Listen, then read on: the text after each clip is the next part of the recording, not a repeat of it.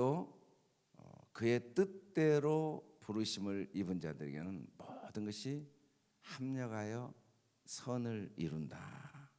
하나님의 뜻을 아는 것이 중요한데, 그 하나님의 뜻은 성령이 하나님의 뜻대로 성도를 위해 간구하시고, 또 그 하나님의 뜻대로 부르심을 입은 자들은 모든 것이 합력하여 선을 이룬다. 그 선이 뭐냐면, 하나님이 미리 아신 자들을, 이 미리 아신 자가 하나님의 뜻이죠. 이 미리란 말은 시간적으로 미리가 아니라 하나님의 계획 속에, 하나님의 섭리 속에, 하나님의 기뻐하신 생각 속에, 그걸 성경은 미리라고 표현했는데, 하나님이 우리를 그의 생각과 계획과 그의 기뻐하신 뜻 안에 우리를 창조하시고, 또 우리를 이 땅에 보내시고 우리를 지금 인도하고 계시는데, 그걸 미리 아신 자, 이 아신 자들을 향한 하나님의 선이 뭔가, 하나님이 이루고자 하시는, 이루어내시는 선이 뭐냐면, 아들의 형상을 본받게 하여 미리 정하셨으니, 이때 미리도 하나님의 계획 속에 다 있다는 거죠. 미리 계획을, 하나님의 뜻을 계획해 놓으셨으니 이는 그로 많은 형제 중에 맏아들 되게 하려 함이라. 이 맏아들 되게 하려 함이라 라는 말은 첫째 아들이라는 의미도 되지만, 하나님이 계획하신 원래 뜻은 우리를 하나님의 형상으로, 하나님의 장자로, 하나님의 모든 상속권을 물려줄 계획을 가지고 계시다라는 의미입니다. 구약의 맏아들은 제사장의 권한, 아버지의 제사장 권한을 상속받는 자죠. 상속. 하나님의 모든 권한, 하늘과 땅의 모든 권세를 우리에게 주시기를 원하시는 그 계획을 이루어내신다. 그게 하나님의 뜻이다라고 말합니다. 또 미리 정하신 그들을 또한 부르시고, 부르신 그들을 또한 의롭다 하시고, 의롭다 하신 일을 그들 또한 영화롭게 하셨다. 이 미리 정하신 하나님은 결국 우리를 이런 과정을 다 합력하여 영화롭게 하시는 목적을 가지고 또 그걸 이루어내신다. 그게 하나님의 뜻이다 라고 말씀하고 있습니다. 성령님이 하나님의 뜻대로 성도를 위해 간구하신다.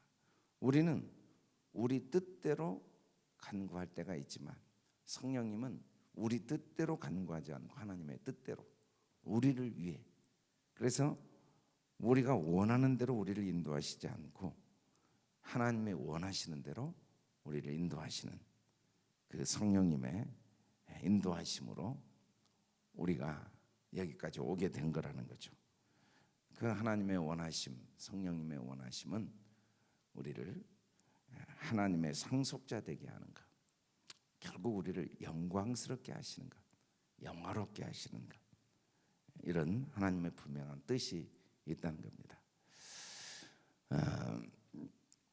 하나님의 뜻에 대해서 우리가 지난 시간에 살펴본 것처럼, 이런 뜻에 대해서 성경은 이렇게 딜레마라는 하나님의 절대 의지와 선택, 그 계획과 섭리에 대해서 뭐라고 이야기하냐면, 하나님이 우리에게 맏아들 되게 하시기를 원하시는 그 하나님의 뜻을 통하여 예수님이 나는 자비를 원하고 제사를 원치 아니하노라.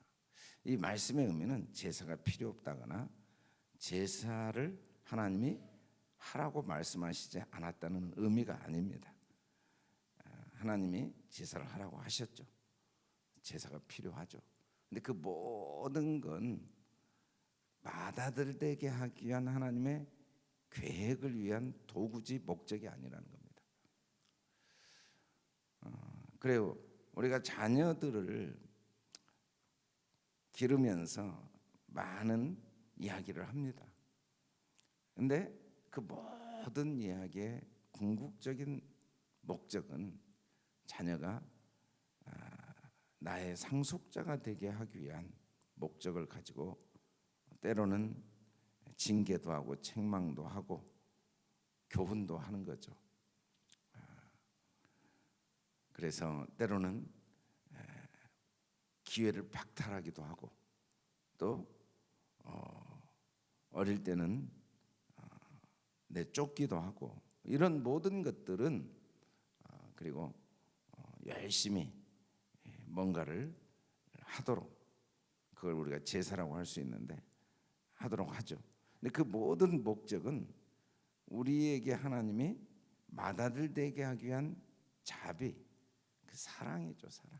우리를 향한 하나님의 한없는 사랑을 원하시고 그게 하나님의 뜻입니다. 이 자비를 원한다 이 말은 우리 보고 자비를 베풀기를 원한다는 의미는 전혀 아니고 하나님이 어떤 분이신가를 알기를 원한다는 거죠. 하나님이 이 제사 제도를 주신 모든 목적은 우리를 향한 자비 때문이다. 제사를 지내게 하는 것을 원하시는 게 아니고 그 제사를 지내게 하신 진짜 원함은 우리에게 자비를 원하셔서 그렇다. 우리가 자녀들에게 공부 열심히 하라고 말하는 이유는 공부 열심히 하기를 원하는 게 아니고 우리 아들의 행복하기를 원하는 부모의 사랑이죠. 하나님이 하시는 모든 일에는 자비, 우리를 향한 사랑이 담겨 있다는 걸 알기를 원하신다는 겁니다. 그게 하나님의 뜻이에요. 그게 하나님의 마음이죠. 이스라엘 백성들이 바벨론 포로로 끌려갔을 때 하나님이 여호와의 말씀이나 너희를 향한 나의 생각, 이게 하나님의 계획이죠. 하나님의 뜻이죠. 하나님의 결심이죠. 하나님의 섭리를 내가 안다. 내 마음 내가 잘 알죠. 하나님 마음 하나님 잘 아는데 바벨론 포로로 보낸 목적이 뭐냐면 평안과 소망, 희망을 주기 위한 거지 재앙을 주기 위한 건 아니다. 그러나 분명히 재앙입니다. 재앙. 포로 생활은 재앙이죠. 얼마나 비참합니까? 그 자체는 고통이죠. 그런데 하나님은 사실은 내가 이렇게 하는 진짜 내 마음을 나는 정확히 아는데 괴롭히려고 그런 게 아니고 그러죠. 어떤 부모가 자녀를 괴롭히려고 그러겠어요? 그렇게 할 수밖에 없는 이유는 그 과정을 통과해야 평안하니까, 진짜 평안을 누리니까, 그 과정을 통과해야 희망이 있으니까. 아무리 힘들고 어려워도 그 과정을 통과하지 않으면 절대로 평안한 삶을 살아낼 수가 없고 희망을 간직할 수가 없기 때문에 어쩔 수 없이 포로로 보내신 거죠. 포기할 수 없는 사랑이죠 이게. 물론 포로로 보내는 부모 마음이 훨씬 아프지만 내 마음 아픈 게 낫지 내 마음 아프는 게 싫어서 자녀를 망칠 수는 없다는 거죠. 시간이 갈수록 세상은 하나님의 뜻과 점점 멀어지게 되어 있다. 그게 이제 세상이 고통하는 이유다라고 성경이 말해요. 그때 그 하나님의 뜻과 멀어지는 게 뭐냐면 자녀의 행복보다 내 아픔이 더 큰 거예요. 내가 좀 아프더라도 자녀의 행복을 위해서 아픔을 감당하려고 하지 않는다는 거죠. 부모들이 우선 내 마음 아픈 게 더 괴로운 거예요. 그래서 자녀가 문제가 생기고 어려움이 오면 그 문제 해결에만 관심을 갖지 그 문제를 통해서 내가 좀 아프고 힘들어도 자녀의 미래에 생명과 평안, 희망을 간직하도록 돕는 걸 포기해가는 시대가 말세다라고 성경은 말합니다. 그러나 하나님은 절대 그렇게 포기하지 않으신다는 거죠. 그래서 우리는 어떤 사건과 상황 속에도 하나님의 자비가 담겨 있다는 걸 깨달아 알기를 하나님이 원하시는 거죠. 바울이 그걸 아는 것으로 채워지기를 원하시는 겁니다. 그걸 아는 문제와 상황을 바꾸는 데 관심을 가질 게 아니라 그 문제와 상황 속에 어떤 하나님의 자비가 담겨 있는가를 아는 것. 사실은 상황과 문제가 아무리 바뀌어도 아무 소용이 없습니다.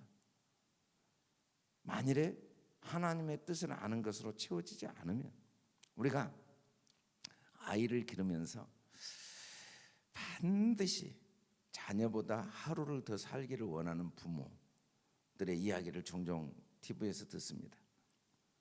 부모님들이 소원이 딱 하나예요. 우리 아들보다 내가 하루라도 꼭 더 살고. 그 부모들의 공통점은 자녀들이 지적인 장애를 가진 아들이에요. 몸은 계속 자라는데 생각이 자라질 않아요. 5살, 6살 수준에서 딱 멈춰버리는 아이들. 근데 그 아이들을 향한 부모의 마음은 여전히 너무 이 아이를 향한 사랑의 마음은 멈출 수가 없는 거죠. 그래서 그 아이와 함께 그 아이를 돕고, 그 5살에 멈춘 그 아이의 행동 하나하나에 의미를 부여해요. 우리가 보면은 참 20살 다 큰 청년이 하는 행동과 말하는 게 5살짜리인 걸 보면 부담스럽고 정말 함께하기 어렵죠. 근데 부모들은 그 아이의 행동 하나하나가 너무 귀하고 의미가 있고 사랑스럽고 5살짜리 아이들이 엄마하고 막 나는 엄마가 좋아, 엄마, 우리 주아가 나는 엄마하고 결혼할 거야. 엄마는 아빠하고 결혼해서 너하고 결혼할 수 없어. 안 돼! 막 그러면 귀엽죠. 근데 20살 아저씨가 그래 보세요. 미치는 거죠 이게. 나는 엄마가 좋아하고 엄마하고 결혼할 거야. 너는 이제 다른 사람하고 결혼해야 돼. 그러면 안 돼! 그래 보세요. 20살짜리가 소름 돋는 거죠, 소름. 그런데 그런 모습을 귀여워할 수밖에 없는 게 부모 마음이거든요. 부모 마음. 그래도 마음이 아프죠. 그래서 이 아이를 두고 죽을 수가 없는 거예요. 왜? 다른 사람들은 다 부담스러워할 걸 뻔히 아닌가. 그래서 하루라도 더 살고 싶은 거죠. 이게 가장 가슴 아픈 겁니다. 몸이 아무리 커도 생각이 자라지보다는, 환경이 아무리 바뀌고 경제적으로 사회적으로 명예를 걸려 하나님의 뜻을 아는 것으로 채워지지 않으면 그보다 가슴 아픈 일이 없어요. 5살짜리에 딱 머물러 있는 거거든요.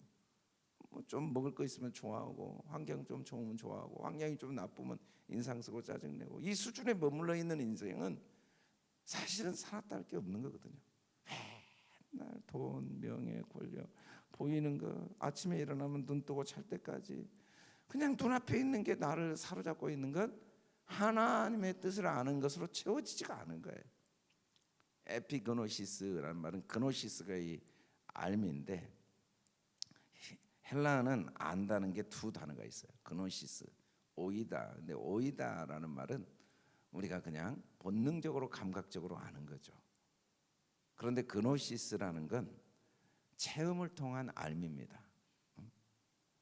체험을 통한, 경험을 통한, 깨달음을 통한, 지적인 활동을 통한 알미죠. 근데 아는 것도 중요하지만 하나님의 뜻을 정확히 알아가고 올바로 알아가는 것. 나는 하나님의 뜻을 안다는 분들이 많이 있죠. 근데 알고 보니까 하나님의 뜻을 알기는 아는데 자기 생각대로 아는 거예요. 정확히 알고 올바로 아는 게 아니라. 야고보 선지자가 내가 하나님은 한 분이신 줄 믿느냐? 잘 아는도다. 귀신들도 믿고 떠는도다 라고 이야기합니다. 그래요. 하나님 믿어요. 귀신들도 하나님이신 줄 믿습니다. 근데 문제는 뭐냐면 그걸 믿는 게 아닌 이유가, 믿었으면 하나님을 믿는다, 하나님을 믿었으면 영생이 있어야 되는데 떠는 거예요. 떠는 거예요. 유일하신 하나님과 그의 보내신 자 예수 그리스도를 아는 게 영생이거든요. 그리고 그 안다는 게 뭐냐면 믿고 아는 게 진짜 아는 거예요. 믿고. 근데 귀신은 믿었다고 하는데 떨어. 이건 믿는 것도 아니고 아는 것도 아닙니다. 믿고 알면 영생이죠. 믿고 알면. 이 믿고 안다라는 말은 어떤 그러죠. 우리가 하나님 믿습니다. 하나님 한 분인 걸 믿어요. 예수님이 나를 위해 죽으신 걸 믿어요. 다 믿어요.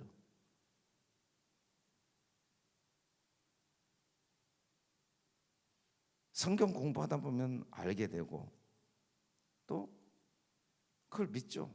알고 믿습니다. 알고 믿는데 문제는 영생이 없는 거예요. 영생. 알았으면, 믿었으면, 알고 알았으면 영생이 있는데, 영생. 요한복음의 영생은 요한복음 2장부터 요한복음 11장까지 영생이 뭔가를 사건을 통해 설명을 해줬거든요. 포도주 비유를 통해 영생은 기쁨이죠. 변화.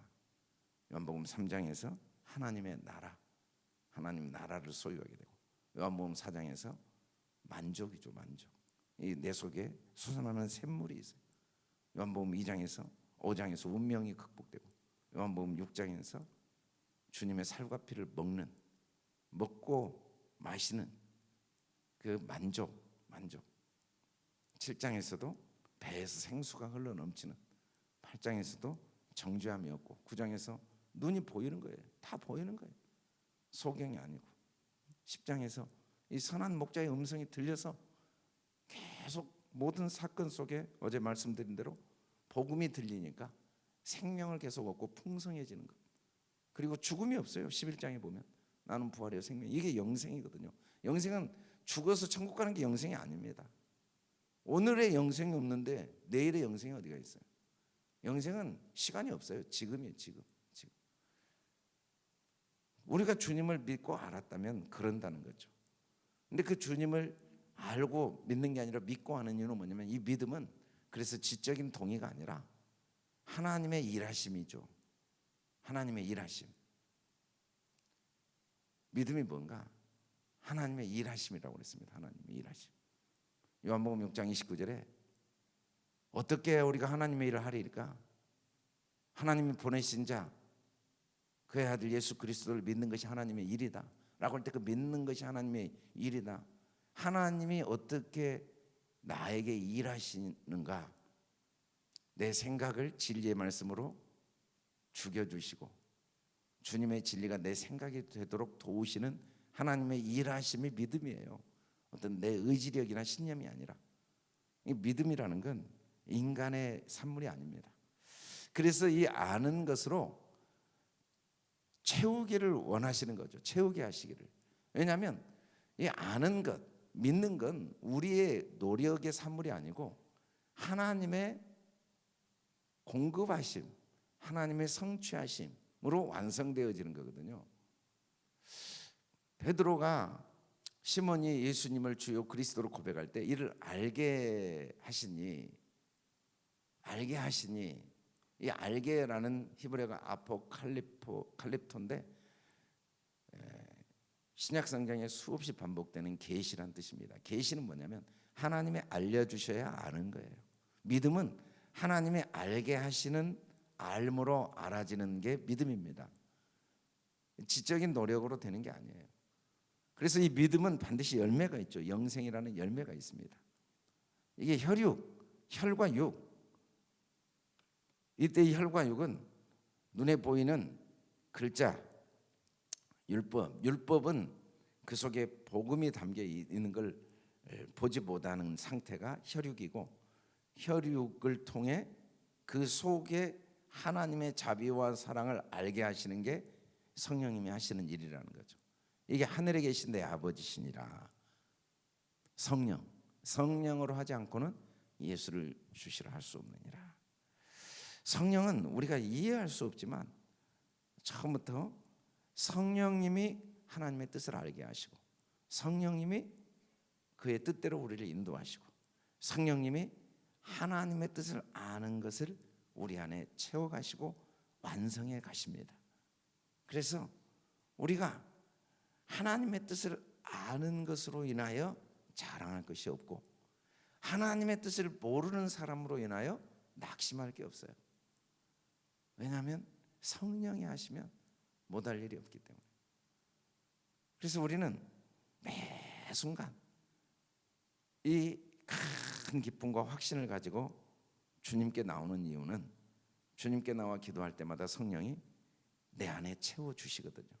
그 사랑의 길이와 넓이와 깊이가 어떠한가를 아는 것으로 채워주세요. 알게 하시는 계시를 해주세요. 눈을 열어주세요. 우리 마음을 성령님이 강권하십니다. 내 생각을 성령님이 붙잡아 주세요.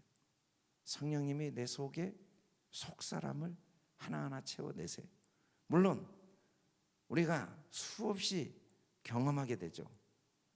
기도하고 간구했는데도 안 되는 경험을 해요. 여전히 마음은 생명이 없어, 평안이 없어요, 희망이 없어요. 마음이 불안하고 화가 나고 짜증이 나는 경험을 많이 합니다. 그래서 성령님이 나를 도우신다고 믿어지지가 않아요. 그런 현상을 보면, 또 그런 경험을 했기 때문에, 또 그런 내 모습을 지금 내가 너무 잘 알기 때문에. 그러나 그게 사실이지만 그건 어디까지나 내 생각, 내 경험, 내 입장이고, 성령님은, 진리의 영은 어디서 와서 어디로 가는지 모르는 바람처럼 우리 안에서 그의 뜻대로 일하십니다. 내가 경험하는 경험이 왜 지금 평안하지 않고, 왜 지금 나의 마음에는 희망이 없고 답답하고 화가 나고 짜증이 나고, 믿고 아는 게 아니라 믿고 떨고 있는가? 하나님 말씀을 잘 알아가는 게 두려운 거예요. 그러면 나도 그 말씀대로 살아야 된다는 게 부담이 되고, 그래서 어떤 분은 부흥회가 제일 힘들다고 그러더라고. 은혜 받으면 힘들대. 은혜 받으면 또 막 기도해야 되고 순종해야 되고 헌금도 해야 되고, 그게 너무 부담돼가지고 은혜 받는 게 부담이 된다고 그러더라고. 믿고 떠는 거죠. 그런 게 내 모습인 건 사실이어도, 그렇게 내 모습이 남아있는데도 하나님의 선한 뜻이 있습니다. 우리가 생각할 땐 그게 무조건 안 좋아 보이지만 다 하나님이 보시기에 다 그 과정들이 필요해서 그런 거예요. 그래서 하나님 안에서는 선하지 않는 게 없어요. 우리가 아이들 키우다 보면 아이들은 화를 내고 짜증을 낼 때가 많아요. 왜 그래 안 돼. 근데 부모가 볼 때는 다 어쩔 수 없이 필요한 과정이에요. 과정. 우리의 생각으로는 성령님이 나를 도우시지 않는 것처럼 보일 수 있고 느껴질 수 있음에도 불구하고, 성령님은 우리 안에 하나님의 뜻을 아는 것으로 채우는 일을 그 열심히 쉬지 않고 하고 계시기 때문에, 그 열심이 우리의 소망이고, 그 열심이 이 시대의 소망이고, 그 열심이 우리 자녀들, 우리 남편과 아내, 우리 성도들을 향한 소망이죠. 그래서 우리는 계속 소망을 갖고 기도해요. 소망 중에 기도해야 돼요. 소망 중에. 이때 하나님께서 하나님의 뜻을 아는 것으로 우리 안에 가득 채우실 줄 믿습니다. 걸어가시고 내려오신 아버지 감사합니다. 하나님께서 모든 신령한 지혜와 총명이 하나님의 뜻을 아는 것으로 채워오시고 또 채워가실 주님을 찬양합니다.